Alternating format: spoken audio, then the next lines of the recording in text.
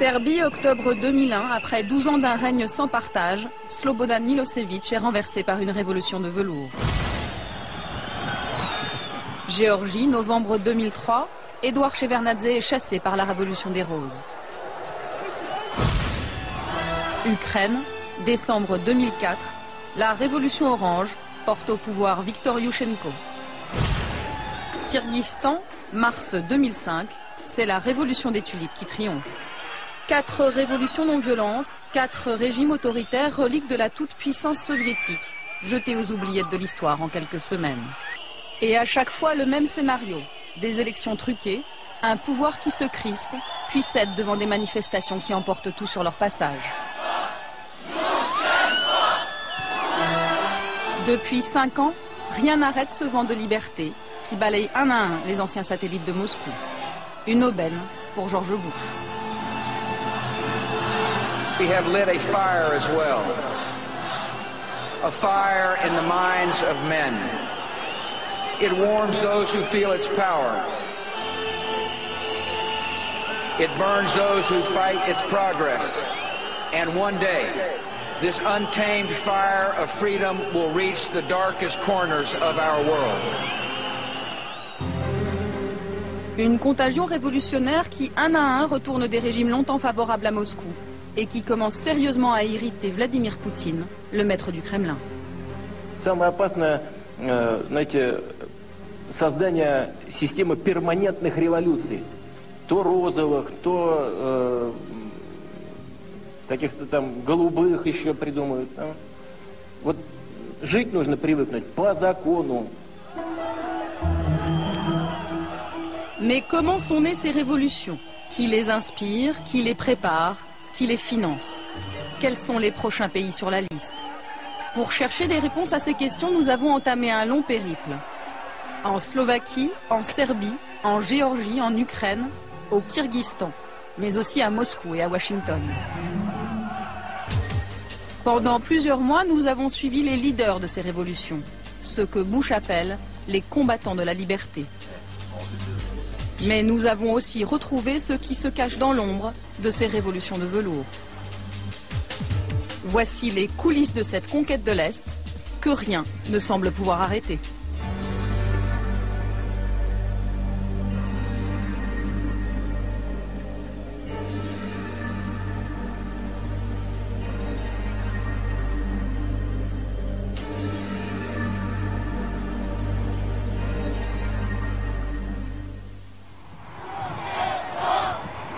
Bratislava, février 2005. Nous sommes à quelques heures du sommet Bush-Poutine. C'est le premier face-à-face entre les deux hommes depuis que la révolution orange a fait basculer l'Ukraine dans le camp américain. Officiellement, c'est le sommet de la réconciliation entre Moscou et Washington. Mais dans un salon discret de l'hôtel Marriott, c'est une toute autre partition qui se joue. Ce soir, la délégation américaine donne un cocktail très privé. Conseillers politiques, hommes d'affaires, lobbyistes. Dans ce salon, que des proches de George Bush, triés sur le volet. Et dans un coin de la salle, les stars de la soirée. Tous les leaders des révolutions de couleur qui ont balayé à l'Est les régimes favorables à Moscou. C'est George Bush qui les a invités personnellement pour les remercier. Je voulais vous remercier d'être tous venus ici. Ce qui nous rassemble, c'est notre cause commune, la liberté. C'est important que nous puissions nous parler entre Serbes, Ukrainiens et Géorgiens, et aussi avec nos amis biélorusses. Autour de la table, 3 vétérans de cette nouvelle internationale révolutionnaire. Ivan Marovic, 33 ans, leader du mouvement étudiant serbe Otpor, qui a fait tomber Milosevic. Giga Bokeria, 34 ans, leader du mouvement étudiant géorgien Khmara, qui a renversé Edouard Shevardnadze. Vladislav Kaskiv, 32 ans, ukrainien, leader de la révolution orange. Autour de la table, on fait des projets. Tu sais, on m'a demandé d'aller voir ce qu'on peut faire à Cuba. T'as besoin d'un visa pour aller à Cuba, toi? Eh bien, pas nous. Pas nous.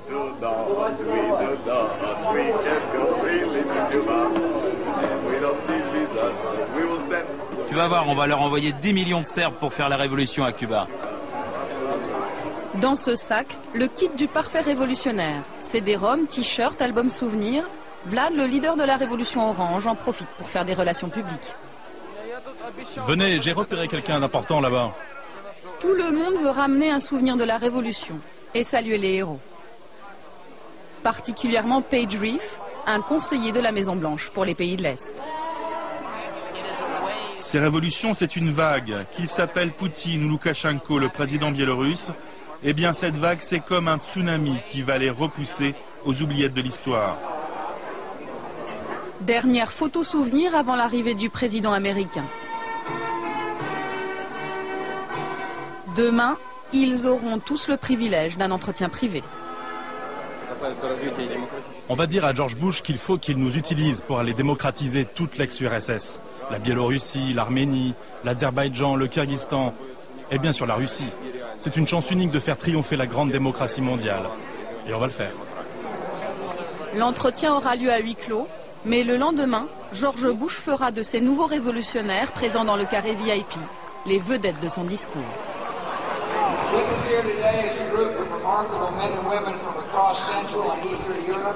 We welcome you. We thank you for your example, for your courage, and for your sacrifice. The democratic revolutions that swept this region over 15 years ago are now reaching Georgia and Ukraine. Eventually, the call of liberty comes to every mind and every soul. And one day, freedom's promise will reach every people and every nation. And may God bless you all. Un appel ouvert à la révolution, lancé 1 heure à peine avant l'arrivée de Vladimir Poutine, et qui va jeter un coup de froid sur le sommet de la réconciliation.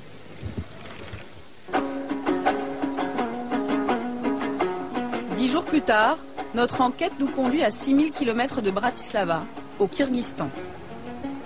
Il semble que dans cette ancienne république soviétique d'Asie centrale, on ait entendu l'appel de George Bush. Nous sommes entre les 2 tours des élections législatives et l'ambiance est tendue à Bichkek, la capitale kirghize. Ici, pas de pétrole, pas de richesse naturelle, mais une frontière avec la Chine. Alors, cette petite république est un lieu hautement stratégique pour Moscou et Washington. Les Russes y disposent d'une base militaire. Les Américains aussi ont la leur, 10 fois plus grande. Elle leur sert de base arrière pour leur opération contre les talibans en Afghanistan. Alors, dans les 2 camps, on surveille de très près ces élections. Entre les 2 tours, le pouvoir a interdit toute manifestation et l'opposition craint des fraudes massives. Alors, comme en Serbie, en Géorgie et en Ukraine, les étudiants se préparent à descendre dans la rue. Une poignée d'entre eux nous a donné rendez-vous en pleine nuit dans un faubourg de la ville. La réunion est clandestine. Autour de cette table, une vingtaine d'étudiants opposants au régime. Ce soir, ils visionnent un film. Bringing Down a Dictator. Comment faire tomber un dictateur. Un film culte qui raconte l'histoire du mouvement serbe et qui a inspiré toutes les révolutions qui ont suivi. Un film produit par un Américain. Là, c'est les jeunes Serbes du mouvement étudiant d'Otpor qui montent à Belgrade faire la révolution. Regardez, il y a des centaines de personnes qui les acclament sur les routes, c'est incroyable.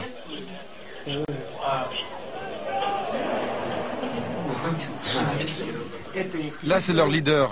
Ils racontent qu'eux non plus n'avaient pas de bureau, comme nous. Eux aussi étaient obligés de se rassembler clandestinement dans les cafés et de communiquer par Internet. Ce film, on l'utilise dans nos séminaires pour montrer aux étudiants que l'on peut faire quelque chose au Kyrgyzstan. Si les Serbes sont arrivés à faire leur révolution, pourquoi pas nous? Ce film, ça prouve tout simplement que des étudiants, des jeunes, peuvent faire tomber un régime. Tous ensemble.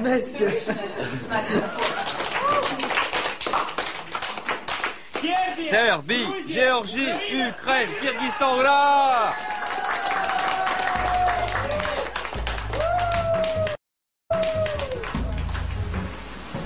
Ce film, Edil l'a vu des dizaines de fois.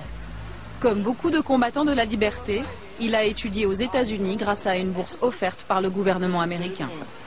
Juste retour des choses, aujourd'hui il travaille pour NDI, l'Institut national démocrate, une fondation dirigée par Madeleine Albright. Pour ces élections, c'est lui qui est chargé de recruter des observateurs indépendants. Ce matin, il fait une dernière réunion. Les autres observateurs attendent de vous que vous soyez des leaders. Ils attendent que ce soit vous qui posiez des questions lorsqu'il y aura des infractions dans les bureaux de vote. Soyez actifs, surtout les jeunes. Vous êtes l'avant-garde.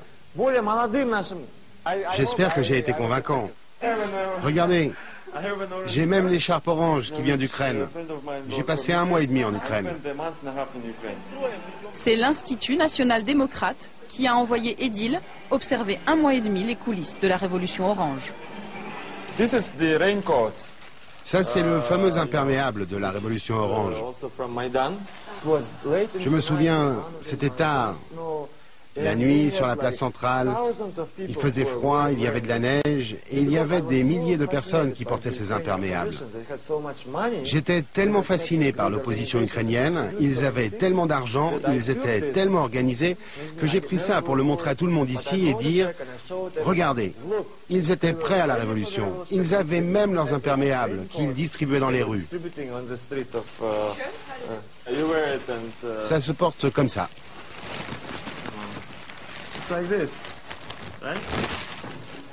Cette logistique, ces moyens financiers illimités sont bien sûr essentiellement américains.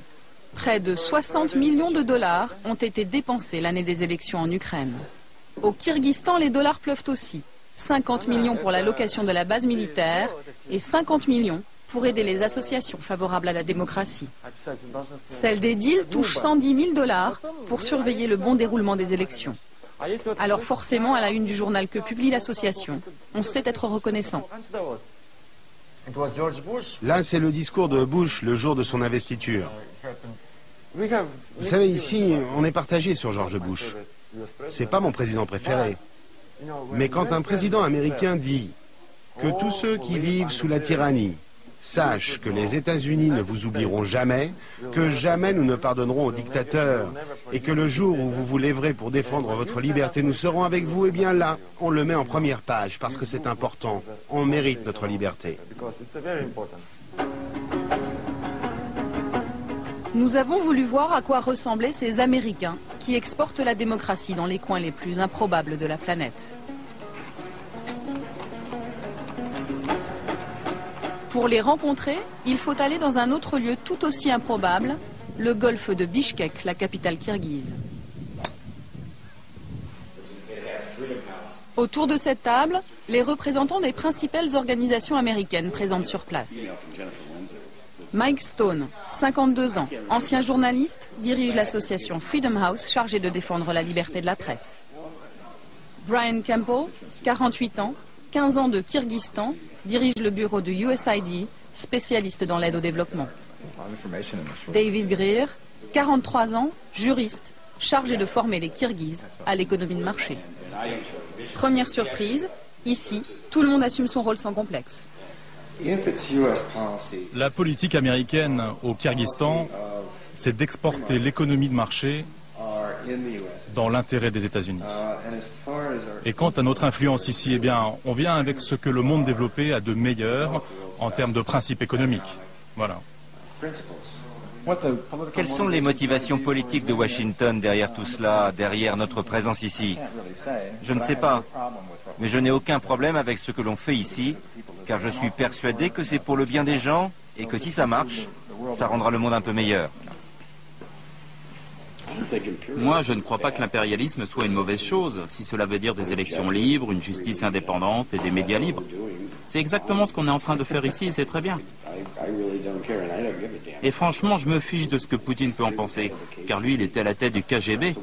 Donc on connaît par cœur ses réactions et ça n'a aucune importance. Voilà, c'est tout. Et les méthodes du KGB, Mike Stone les connaît. Avant le Kyrgyzstan, il a perfectionné son swing en Hongrie, puis en Biélorussie. Ce Texan de 52 ans dirige la seule imprimerie du pays qui ose publier les journaux d'opposition. C'est de nuit qu'il nous y emmène. Il préfère être discret. À quelques jours du scrutin, la pression du KGB local est à son maximum. Alors Ruslan, c'est où? Ils sont par là-bas. Il est 3 heures du matin. Les ouvriers de l'imprimerie ont repéré une voiture stationnée tout près. Ce soir, la police secrète est de sortie, mais pas tout à fait sur le coup. Alors Mike, il n'y a personne? Si, ils dorment dans la voiture. C'est pas vraiment du bon espionnage. Ah non, ça c'est clair. Je vais rester ici jusqu'à ce que chaque exemplaire sorte de mon imprimerie.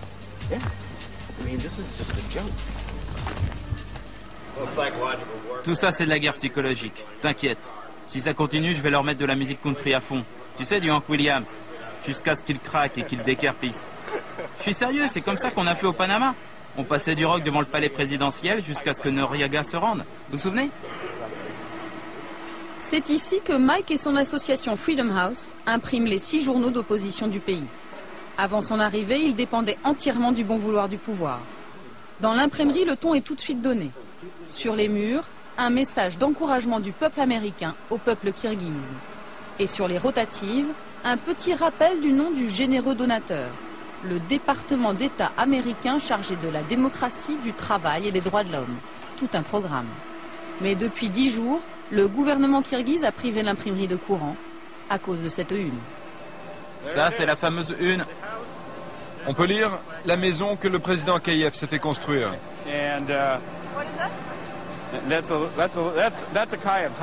Là, c'est sa maison, ou plutôt son palace.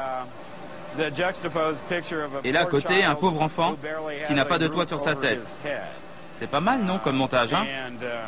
Ce qui est intéressant, c'est que 5 jours après avoir publié ce numéro, ils nous ont coupé l'électricité. Et c'était 5 jours avant le premier tour des élections. L'imprimerie fonctionne désormais grâce à 2 générateurs prêtés par l'ambassade américaine. Mais le bruit court dans tout Bishkek que c'est pour une toute autre raison que Mike est privé d'électricité. Il paraît que vous avez publié ici un manuel pour faire tomber les dictateurs.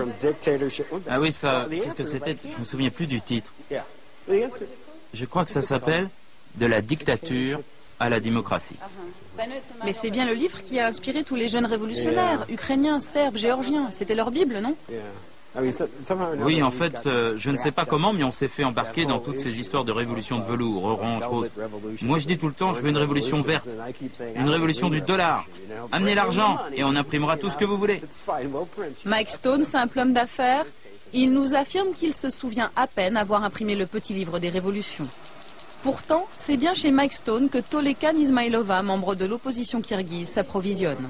C'est elle qui a fait traduire l'ouvrage et qui le distribue clandestinement sous forme de journal. Ça s'appelle « De la dictature à la démocratie ». C'est de Gene Sharp. Je l'ai traduit en kirghize. C'est notre Bible. Il va sauver le peuple kirghize. C'est une arme puissante. Ça explique comment faire tomber un régime dictatorial de manière non violente. Les Serbes, les Géorgiens, les Ukrainiens s'en sont tous servis pour faire leur révolution. Ça explique les faiblesses de la dictature. Comment organiser une révolution non violente. Et surtout, ça explique la stratégie pour venir au pouvoir. J'en ai fait imprimer 6000 exemplaires et il n'en reste plus qu'une centaine. Il faut que j'en imprime d'autres. Les étudiants se l'arrachent. Ils le distribuent dans toutes les facs. Ils aiment tellement ça dans mon village qu'ils attendent la suite. Ils ont tous envie de changer le pouvoir. J'ai envoyé des milliers de copies dans tout le pays. Dans le nord, on a des militants qui le distribuent. Dans le sud, c'est déjà très populaire. Ça commence à marcher. Les révoltes ont déjà commencé là-bas. Retour à l'imprimerie. Mike Stone prépare la une du lendemain. Une première page encore très politique qui ne va pas arranger ses relations avec les autorités. Regardez, là c'est le président Kuchma, l'Ukrainien, et Shevardnadze, le Géorgien. Ils ont été rayés. Et puis on a écrit Akayev est le prochain sur la liste. Akayev, c'est le président kirghize, bien sûr. Élu la première fois il y a 15 ans, à plus de 95% des voix. En fait, ça pourrait être un nouveau jeu. Nommez le dictateur, essayez de savoir qui est qui. Là, Loukachenko, Poutine, et là, c'est qui? Visiblement, Mike Stone n'a peur de rien, sans doute parce qu'il peut compter sur le soutien indéfectible de son patron, le sénateur républicain John McCain, un proche de George Bush. Nous sommes allés le rencontrer au Sénat américain à Washington. C'est lui qui dirige depuis plus de 10 ans le puissant IRI, l'Institut international républicain chargé d'exporter la démocratie dans le monde. C'est son institut qui finance en partie l'imprimerie de Mike Stone et le sénateur n'y voit aucune ingérence dans les affaires kirghizes. Je ne crois pas qu'apprendre aux gens ce qu'est la démocratie, c'est vouloir renverser un gouvernement.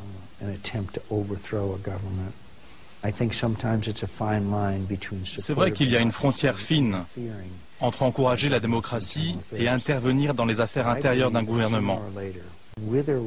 Mais je suis persuadé que même sans l'aide des fondations américaines, il y aurait eu un jour des révolutions en Ukraine, en Géorgie, au Liban. C'était inévitable. Cette ligne étroite qui sépare le soutien au mouvement démocratique de l'ingérence dans les affaires d'un pays indépendant, le sénateur McCain va la franchir allègrement devant notre caméra. Excédé par les coupures de courant qui paralysent l'imprimerie, il a demandé à Mike Stone de convoquer le ministre des Affaires étrangères kirghize en personne pour une réunion téléphonique. Et quand le sénateur américain ordonne, le ministre kirghize se déplace. Yes, sure. Good morning from Washington, good afternoon in London, Prague, and Moscow, Beijing, and Baghdad, and good evening in Bishkek. I'm John McCain, ready for the media support. Pour que chacun retienne la leçon, la plupart des bureaux de l'organisation sont à l'écoute. The Kyrgyz Republic is an important ally of the United States, and we have expected that the printing press will continue to operate without obstacles created by either the Kyrgyz government or any state-controlled agencies. I'm outraged by the forced shutdown of the only independent printing press in Kyrgyzstan. This sort of information control is reminiscent of the old Soviet days and simply has no place in a free society. Pendant plus d'une heure, le ministre kirghize va encaisser. Il n'a pas les moyens de se défendre. Son pays surendetté est économiquement dépendant des États-Unis. À la fin du sermon, il est même contraint de s'excuser. Mr. McCain, do you hear me? Господин Маккейн, вы меня слышите? Да, я вас слышу. We are very sorry. Such incidents, which we are sorry about, should not put shadow on the image of our government, on its many times expressed commitment to support of independent mass media. Thank you. Thank you. Si une société n'est pas assez mûre pour la démocratie, il est contre-productif d'essayer d'imposer cette démocratie.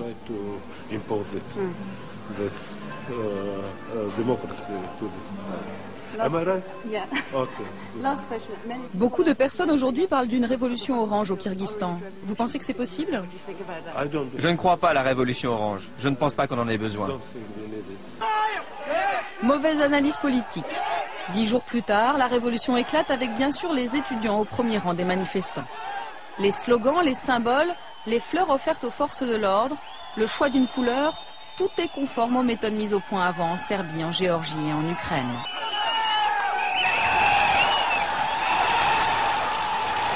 En 2 heures, le pouvoir est balayé, le palais présidentiel est pris d'assaut. Et le régime du président Akayev, qui régnait en maître depuis 15 ans, s'effondre.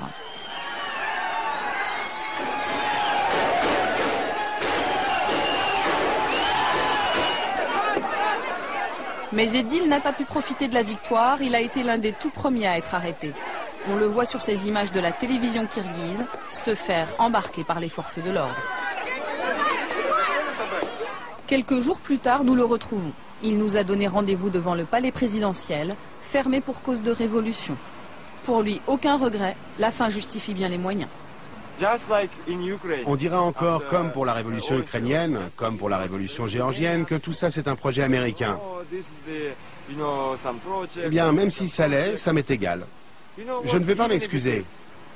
Et personne ne devrait s'excuser. On vit au XXIe siècle. Les dictateurs doivent savoir que leur heure a sonné. Les États-Unis font tomber des dictatures et alors, c'est pas de l'ingérence. On vit à l'heure des droits de l'homme, de la démocratie. C'est comme ça. En fait, ce qu'on ressent, nous tous ici à l'imprimerie, c'est sans doute un sentiment de mission accomplie. Nous laissons Bichkek à sa révolution et Mike à ses affaires. Direction Boston. Nous voulons rencontrer l'auteur du petit livre que tous les révolutionnaires s'arrachent. Il travaille ici à la fondation Einstein qu'il a créée en 1983. C'est un universitaire qui théorise depuis 40 ans sur la révolution non violente. Il s'appelle Gene Sharp. Il a écrit son livre il y a 15 ans. Depuis que les révolutionnaires serbes en ont fait leur Bible, les traductions se multiplient. Je n'en reviens pas. Il a déjà été traduit en 21 langues. Et il n'en finit plus de se répandre. Son livre « De la dictature à la démocratie » est un véritable mode d'emploi de la révolution pacifique, avec des recettes simples comme « Comment fraterniser avec la police, pilier de toutes les dictatures ». Par exemple, en Serbie, l'opposition a appliqué à la lettre nos conseils. Et ils ont procédé par étapes pour neutraliser l'armée et la police, pour que le jour de la révolution, la répression soit moins brutale. 2 ans avant la chute de Milosevic, des garçons et des filles de 14 ans envoyaient des colis avec de la nourriture aux policiers pour affaiblir leur morale et leur soumission à Milosevic. Plus tard, les leaders de la révolution ont contacté des officiers supérieurs du régime pour négocier, pour que le jour J, les cordons de police se brisent et laissent passer les manifestants. Et c'est ce qui s'est passé.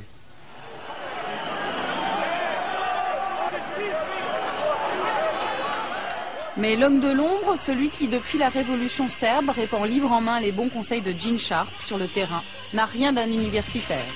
C'est un ancien militaire que nous cherchons à joindre depuis 4 mois. Il s'appelle Bob Elvey, parle rarement aux journalistes, mais nous a promis d'être là aujourd'hui. Vous travaillez avec Robert Elvey, non? Oui. Il est là? Oui, il est là. Regardez, c'est lui, Bob Elvey. Bob Elvey a passé 30 ans dans l'armée américaine comme officier d'infanterie. Il a participé à la formation de l'opposition birmane, alors il sait exactement comment affaiblir une armée et désorganiser un pouvoir. Il faut s'attaquer aux piliers du pouvoir, l'armée, l'administration. Il faut leur faire quitter le camp du régime autoritaire et les amener dans votre propre camp. Il ne s'agit pas de les détruire, mais de les retourner, de leur faire comprendre qu'il y a une place pour eux demain dans un gouvernement démocratique. C'est l'Institut du sénateur républicain McCain, celui qui finance l'imprimerie de Mike Stone à Bichkek, celui qui sermonne le ministre kirghize, qui 2 mois avant la chute de Milosevic a demandé à Bob Elvey d'aller dispenser ses conseils aux jeunes Serbes. Nous sommes allés à Belgrade retrouver Srđa Popović, un des tout premiers à avoir suivi le stage de Bob Elvey. Ce leader de la révolution serbe dirige aujourd'hui un café branché de Belgrade. On a rencontré Bob Elvey en avril 2000. On était déjà une vraie force d'opposition au régime, mais son expérience nous a beaucoup aidés, ça a été décisif. Ce qu'il nous a appris, c'est qu'il faut sélectionner des personnes dans le système, comme par exemple la police, puis leur envoyer constamment le message que nous sommes tous des victimes, eux comme nous. Eux, ils sont des victimes parce que ce n'est pas le rôle de la police d'arrêter des gamins de 13 ans. L'une des premières choses qu'on a appris, c'est d'être visible le plus possible. Il faut choisir un symbole. Nous, c'était le point fermé. En Ukraine, c'était la couleur orange. Ça, c'est l'outil de communication. Ensuite, on passe à l'action publique, aux manifestations. Comme ça, on mobilise les masses parce qu'il faut beaucoup de monde pour gagner une bataille. Une méthode redoutablement efficace. 3 mois après le stage organisé par Bob Elvey, le régime de Milosevic tombe. Depuis, les Serbes sont devenus les VRP de la méthode Elvey. Ils exportent leur savoir-faire partout où on rêve de révolution. Ce sont eux qui ont aidé les Géorgiens à chasser Edouard Shevardnadze du pouvoir. Ce sont eux qui ont aidé à préparer la révolution orange.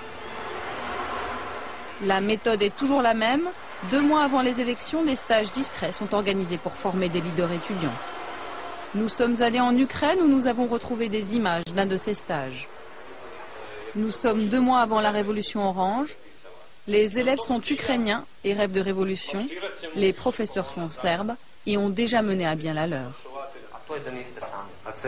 Il faut que vous sachiez que vous n'êtes pas seul, que beaucoup de gens veulent vous aider à l'extérieur, qu'ils connaissent votre douleur qu'ils vont tout faire pour que vous viviez un jour dans un pays démocratique, dans une Ukraine libre.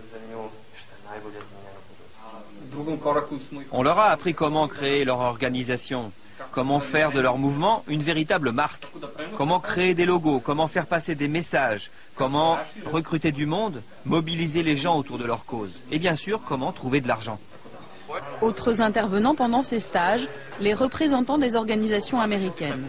Ce sont eux qui payent les Serbes pour intervenir ici. Ceux-là appartiennent à la fondation du sénateur McCain et à Freedom House. Le pouvoir est convaincu qu'il va encore s'en sortir en trichant. Que personne ne les regarde. Il faut que l'on change cela. Qu'ils sachent qu'on les observe. Vous avez tous déjà vu Spider-Man, Batman ou Superman. Bon, à chaque fois, il y a un personnage que personne ne voit, qui contrôle la ville, qui observe tout, qui est partout. Eh bien, c'est exactement ce qu'on doit faire. Être partout et terroriser le pouvoir. 10 jours après ce premier séminaire, les meilleurs éléments sont en Crimée pour un stage plus pratique. C'est ici que les formateurs serbes mettent la dernière touche à la véritable petite armée chargée de mobiliser les électeurs ukrainiens. Nous ne sommes plus qu'à 1 mois et demi des élections. Ce stage est financé par Freedom House, la même organisation qui finance l'imprimerie du Kyrgyzstan. Nous décidons donc d'aller à New York au siège de Freedom House. C'est Adrian Karatnitsky qui, au sein de l'association, est chargé du dossier ukrainien. En passant dans le couloir avant d'arriver dans son bureau, il en profite pour nous donner un petit cours de démocratie. Les pays libres sont en vert.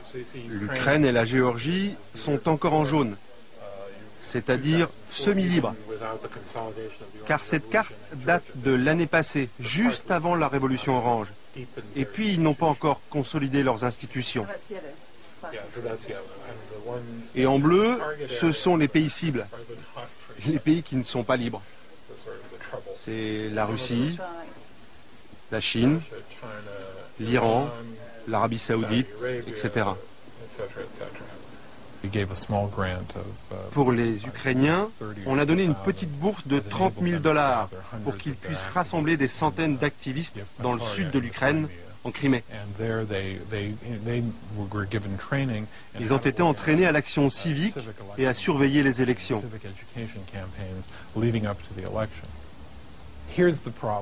En fait, dans les années 50, 60 et 70, ce genre d'activité était mené par la CIA de manière cachée. Cela donnait l'impression que les services de renseignements américains noyautaient les organisations et les partis politiques des pays. Ça faisait passer les mouvements locaux pour des instruments de la CIA. Il a donc été décidé que les États-Unis feraient désormais ce genre d'activité de manière transparente et publique. Et c'est ce qu'on fait avec nos fondations. Et la méthode est efficace. Nous sommes allés le vérifier en Géorgie, une Géorgie qui depuis la révolution des roses en 2003 a basculé dans le camp américain. Cet après-midi, Tbilissi, la capitale, attend la visite du président Bush. Les États-Unis déversent ici plus de $100 millions par an d'aides diverses et possèdent, comme au Kyrgyzstan, une base militaire stratégique.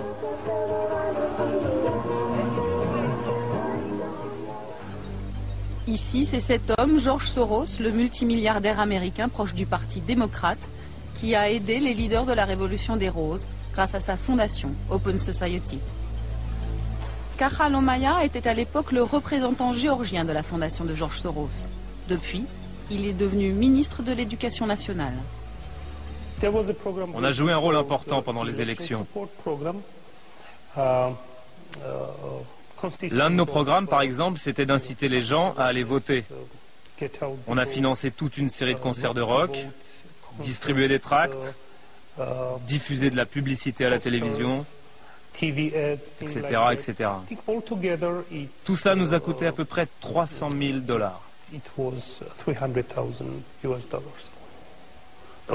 Là, c'est moi avec Bush père. L'ancien président de Géorgie, Edouard Shevardnadze, lui, n'est plus rien du tout.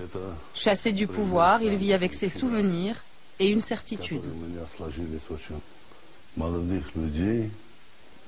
Les jeunes politiciens qui ont pris le pouvoir ont été pour la plupart financés par George Soros, le célèbre milliardaire américain. Je ne sais pas pourquoi il a voulu renverser le gouvernement géorgien. Mais ça n'a pas été une révolution. C'était un coup d'État.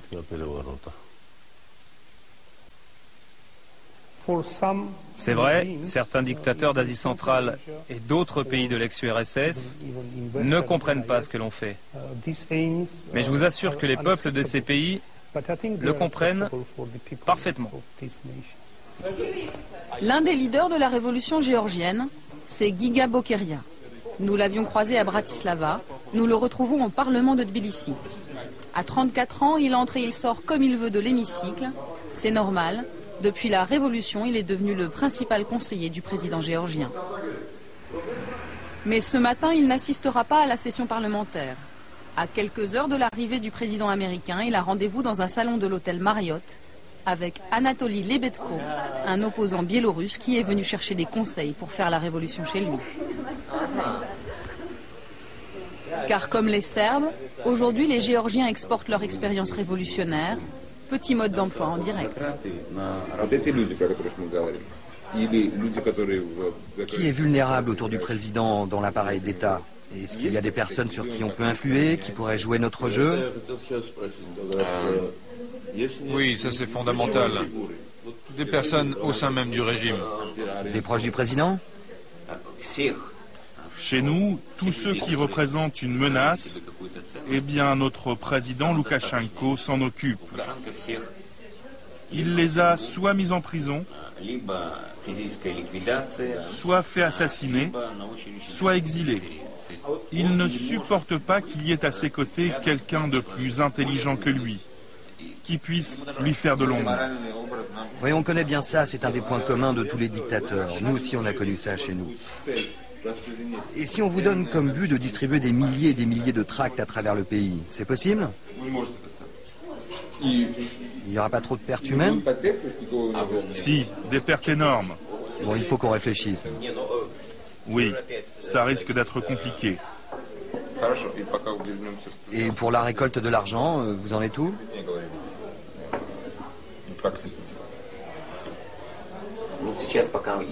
Pour l'instant, on a surtout un soutien politique et des promesses d'aide. Il y a une décision du Congrès des États-Unis qui doit nous donner plusieurs millions de dollars, mais on attend. La question principale, c'est effectivement l'argent. On va vous aider. On va faire quelque chose pour vous. On va vous donner des recettes pour prendre le pouvoir. Tu crois pas qu'il vaut mieux qu'ils éteignent la caméra? Vous pouvez arrêter de filmer, là? 2 heures plus tard, dans le hall de la Banque centrale, Giga a remis son costume de conseiller. Avant l'arrivée de George Bush, le président géorgien s'apprête à rencontrer les correspondants de la Maison-Blanche. Pour nous, cette visite de Bush, c'est comme revenir sur la carte du monde après 200 ans de colonisation par l'Empire russe et soviétique. Celui qui invite ce soir, c'est lui, Bruce Jackson. Ancien officier de l'armée américaine, il est passé par les renseignements militaires et Lockheed, une multinationale de l'armement. Aujourd'hui, il dirige une fondation appelée sobrement Projet sur les démocraties en transition. En fait, on le retrouve partout où naissent les révolutions de velours. L'homme est discret, pourtant il accepte de nous faire partager sa vision du monde. C'est simple, ce qu'on voit en Russie, ça ne nous plaît pas. Il n'y a pas assez de démocratie et le pouvoir oppresse le peuple. C'est décevant. Ce qu'on voit ici, par contre, ou en Ukraine, eh bien ça nous plaît. Ça correspond à ce que l'on attend d'eux, ce qu'on attend d'une démocratie. Le choix est simple. D'un côté, c'est décevant, de l'autre, c'est excitant. Officiellement, Bruce Jackson n'est pas en tête sur la liste du protocole.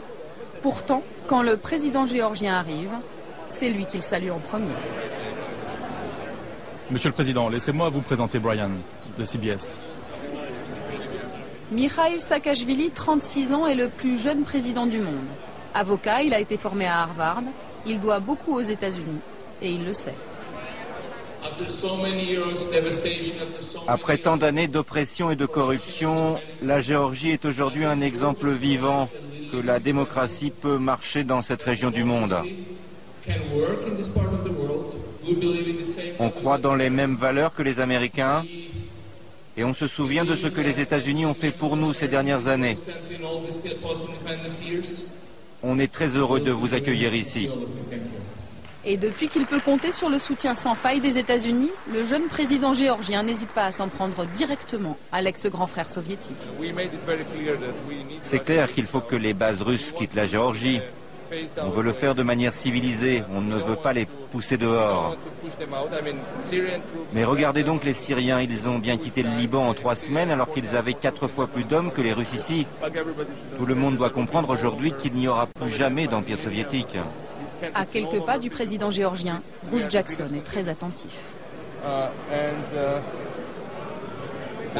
Je dis quelque chose qu'il ne fallait pas? Non, continuez, monsieur le président, tout va bien. Allez, c'est bon, laissez le président un peu tranquille, il n'a même pas pu boire un verre de vin. On vous présente souvent comme l'homme de l'ombre de ces révolutions. Oui, je sais, et ça m'attriste que la presse française écrive ce genre de choses. Ce n'est pas ce que je fais. Vous savez, il y a plein de gens du gouvernement ici, beaucoup plus intéressants à voir que moi. Fin de l'interview. Bruce Jackson s'éclipse discrètement avec Giga. Nous lui arrachons tout de même la promesse de nous recevoir au siège de sa fondation à Washington. Au centre de Tbilissi, l'ambiance monte. L'arrivée de George Bush est annoncée dans 1 heure et plus de 200 000 personnes se sont rassemblées sur l'ancienne place Lénine, rebaptisée Place de la Liberté.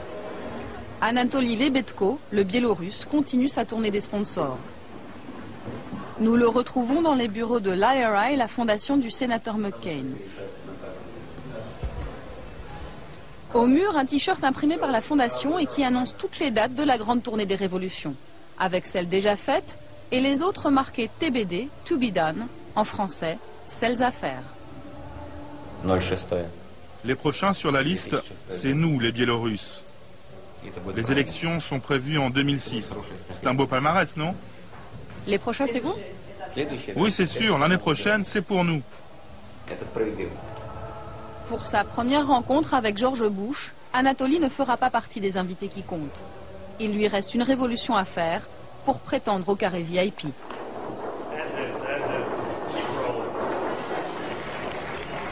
Il est 15 h. George Bush prend la parole pour marteler le même message, toujours et encore.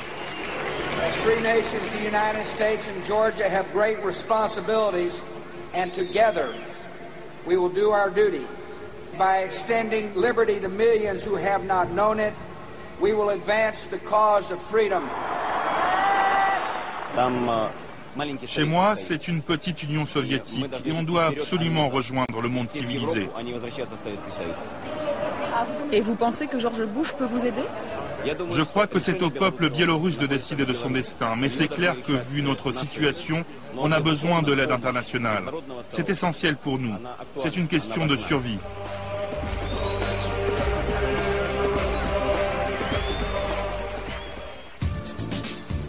Quelques jours plus tard, direction Washington. Après des mois d'attente, Bruce Jackson, le lobbyiste en chef de la Maison-Blanche, nous autorise enfin à venir au siège de sa fondation. Tout sourire, il nous fait visiter le bureau où sont passés tous les leaders des révolutions de couleur. Au mur, des photos de son père, un des fondateurs de la CIA, et puis de George Bush, bien sûr.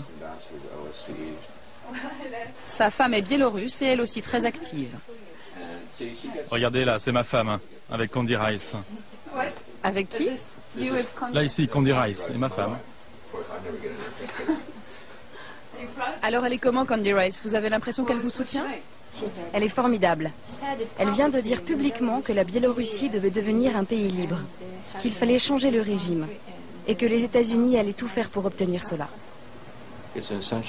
En fait, on a créé un ministère des Affaires étrangères parallèle. Le président biélorusse, Loukachenko, ne peut pas être reçu à la Maison-Blanche et nous, on peut.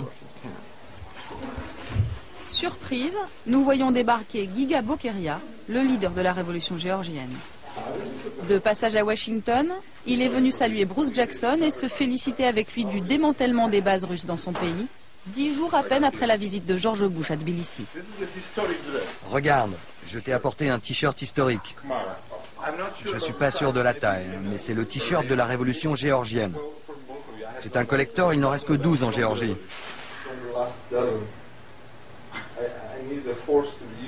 Le rendez-vous ici se passe très bien. Tu sais, ils sont très contents de toi ici. Tu fais du très bon travail. C'est bien.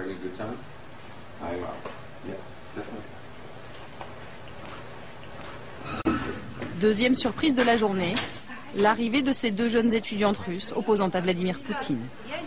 Elles viennent tout juste de créer un mouvement d'opposition et sont ici pour chercher du soutien. Bruce Jackson ne tient pas à ce que nous restions, c'est sa femme biélorusse qui insiste. Les deux jeunes Russes sont surprises elles aussi. Elles ne s'attendaient pas à rencontrer le héros de la révolution géorgienne. Vous connaissez Giga Bokharia? Giga, le roi de Géorgie, le héros de la révolution. Enchanté.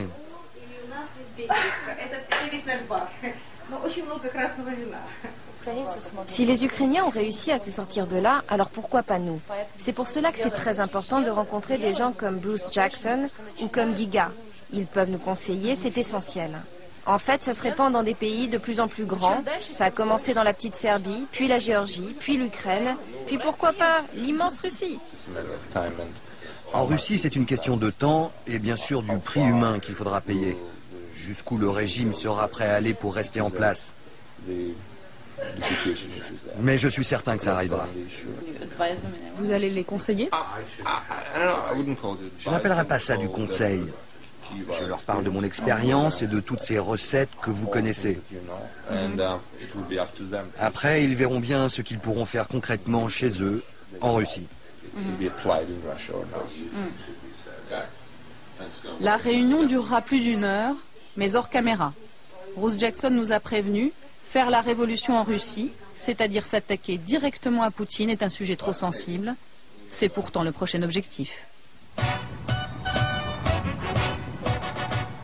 3 jours plus tard, nous décidons d'aller à Moscou retrouver Yulia, l'une de nos étudiantes russes. Depuis que les révolutions s'enchaînent à l'Est, l'ambiance s'est durcie et la police traque le moindre mouvement de contestation. Yulia a installé les bureaux de son tout jeune mouvement ici, au rez-de-chaussée de cette maison du centre de Moscou.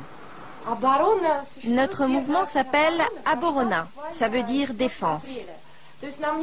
On est tout jeune, ça ne fait que 2 mois qu'on a fait notre première manif. Voilà notre logo. C'est avec ce drapeau qu'on va au rassemblement. C'est le même que les Serbes, les Géorgiens. On l'a pris comme symbole de lutte commune. Nous, notre objectif principal, c'est lui, Poutine. On en a marre de lui, marre de ce régime policier qu'il a instauré en Russie.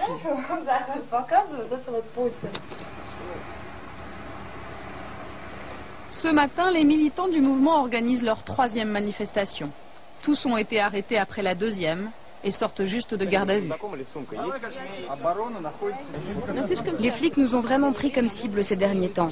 Les aumônes, les forces spéciales, nous ont même fichés. Ils ont nos noms et nos photos et nous montrent du doigt pour nous faire sortir des manifs et nous arrêter. Lena a 21 ans. Elle est étudiante en économie. Toutes ces révolutions de couleurs qui ont lieu dans les autres pays ont crispé le pouvoir en Russie. Le Kremlin parle de la peste orange. Il n'arrête pas de dire, en Russie, il y a le risque de la peste orange. Ils ont vraiment peur. Ces fascistes du Kremlin sont terrorisés qu'il y ait une révolution orange ici. Que le peuple russe se révolte et fasse tomber le régime de Poutine. Finalement, les intimidations de la police ont marché. Ils ne sont qu'un peu plus de 300 à la manifestation, encadrés par les tristement célèbres forces spéciales qui opèrent en Tchétchénie.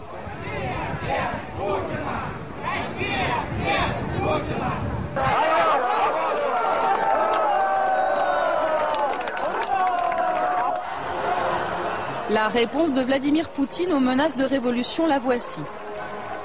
Ils s'appellent les Nashis, ce sont les jeunesses poutiniennes, un mouvement très encadré par le pouvoir russe et créé juste après la révolution orange. À chacune de leurs manifestations, ils sont des dizaines de milliers à faire front contre ce qu'ils appellent le virus révolutionnaire.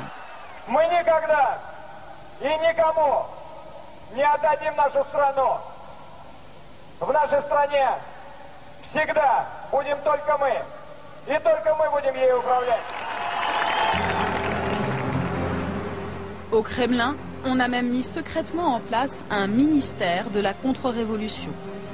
C'est l'éminence grise de Poutine, Gleb Pavlovski, qui en a eu l'idée. C'est un fidèle du pouvoir. Vous savez, les Nashis, ça n'est que la partie visible de la contre-révolution, du front uni pour Vladimir Poutine. Si on nous y pousse, on pourra activer toutes les armes de ce front, et elles sont redoutables. On va commencer par résister à nos frontières. On ne va pas laisser les États-Unis se mêler de nos affaires. On ne veut pas que l'Amérique soit chez nous, dans notre maison. On ne veut pas que les États-Unis nous apprennent à être russes. Si les Américains décident d'aller jusqu'au bout de leur conquête de l'Est, et si la révolution russe a vraiment lieu, beaucoup prédisent qu'elle aura une couleur toute choisie. Rouge. La couleur de l'affrontement inévitable entre deux forces que lentement mais sûrement, on est en train de dresser dangereusement l'une contre l'autre.